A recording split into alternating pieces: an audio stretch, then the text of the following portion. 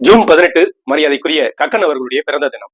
பொதுவா நேர்மையை பத்தி பேசுறப்ப இவரு பெரிய கக்கன் சொல்ல வந்துட்டாரு, இவரு பெரிய கக்கன் பேச வந்துட்டாரு அப்படின்னு சொல்லுவோம். அந்த அளவுக்கு நேர்மையின் எடுத்துக்காட்டாக விளங்கியவர் தான் மரியாதைக்குரிய கக்கன் அவர்கள். அதற்கு ஒரு உதாரணம் சொல்லணும் அப்படின்னா, கக்கன் அவர்கள் அமைச்சராக இருந்த காலகட்டத்துல மலேசியாவில் அமைச்சராக இருந்தவர் கக்கன் அவர்கள் இங்க வந்து சந்திச்சாரு. அப்ப கக்கன் அவர்களுக்கு ஒரு தங்க பேனாவை பரிசாக கொடுத்தாரு அந்த அமைச்சர். அதை வந்து ஒரு வாங்க மறுத்துட்டாரு. உடனே இது வந்து என்னுடைய அன்பின் வெளிப்பாடு, இதை நீங்க அவசியம் வாங்கி ஆகணும் அப்படின்னு சொல்லி அந்த அமைச்சர் சொல்றப்ப கக்கன் அவர்கள் உடனே தன்னுடைய உதவியாளரை கூப்பிட்டு அரசு பதிவேட்டுல இந்த அமைச்சர் வந்து எனக்கு வந்து இந்த தங்க பேனாவை வழங்குறாரு அப்படிங்கறத வந்து எழுதி எடுத்துட்டு வா அப்படின்னாரு. அந்த அமைச்சருக்கு ரொம்ப ஆச்சரியம். இதை நான் வந்து உங்களுக்கு பர்சனலா தானே கொடுத்தேன் அப்படின்னு சொல்லி. இல்ல, நான் அமைச்சரா இருக்கிறதுனால தானே இந்த தங்க பேனாவை கொடுக்குறீங்க, நான் திரும்ப வந்து இந்த பதவியில இருந்து வெளியில போகும்பொழுது அது அரசிடம் ஒப்படைப்பது தானே சரியான ஒன்று அப்படின்னு சொன்ன ஒரு நேர்மையான மனிதர் தான் மரியாதைக்குரிய கக்கன் அவர்கள்.